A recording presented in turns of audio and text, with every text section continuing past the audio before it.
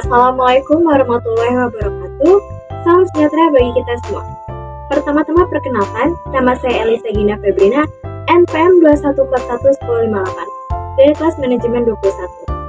Di sini, saya akan sedikit melakukan review singkat mengenai pengertian dan ruang lingkup manajemen strategi dari e-book yang berjudul Manajemen Strategi, karya dari Dr. Kodrat Nugraha. Pada e-book ini, dijelaskan bahwa kata strategi sendiri berasal dari bahasa Yunani yaitu strategos, yang terdiri dari dua suku kata yaitu stratos yang berarti militer dan alk yang berarti memimpin. Pada konteks permulaannya, strategi banyak diasumsikan sebagai sesuatu yang dilakukan oleh para jenderal dalam membuat rencana untuk melakukan atau mengalahkan musuh guna meraih kemenangan di dalam perang. Oleh karena itu, sangatlah masuk akal apabila istilah ini dekat dengan dunia militer dan juga politik. Menurut Grant sendiri, tahun 1995, strategi digunakan untuk 3 tujuan organisasi, yaitu pendukung pengambilan keputusan, sarana koordinasi dan komunikasi, serta sebagai konsep. Kemudian, pada e-book ini juga dijelaskan mengenai perbedaan antara strategi dan taktik, yaitu di mana menurut Drecker, dalam Wahyudi tahun 1996, strategi adalah mengerjakan sesuatu yang benar, dan taktik adalah mengerjakan sesuatu dengan benar. Kemudian yang selanjutnya adalah ruang lingkup manajemen strategi. Yang pertama, lingkup hakikat manajemen strategi, di mana lingkungan luar meliputi pesaing, pemasok, sumber daya yang semakin langka, lembaga-lembaga pemerintah, serta peraturan-peraturan mereka yang banyak serta pelanggan yang preferensinya seringkali berubah-ubah. Lingkungan eksternal jauh meliputi kondisi sosial dan ekonomi, prioritas politis, dan perkembangan teknologi. Kemudian yang kedua, ada lingkup formalitas dalam manajemen strategi, di mana formalitas mengacu kepada perumusan kewenangan, tanggung jawab, dan keleluasaan dari pihak-pihak yang terlibat dalam pengambilan keputusan. Hal ini analog dengan formalitas sistem manajemen strategi pada organisasi publik. Sifat dan bentuk, serta tingkatan formalitasnya juga berbeda-beda antara organisasi yang satu dengan organisasi yang lainnya. Kemudian yang ketiga adalah lingkup risiko manajemen strategi. Keterlibatan para manajer publik dalam proses perencanaan strategis akan menimbulkan beberapa resiko yang perlu dihitungkan sebelum melakukan proses manajemen strategis.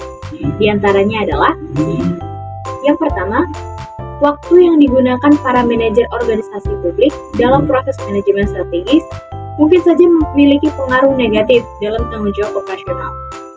Kemudian, apabila para pembuat strategi tidak dilibatkan secara langsung dalam penerapannya, maka mereka tidak akan mengelak tanggung jawab pribadi untuk keputusan-keputusan yang diambil dalam proses perencanaan.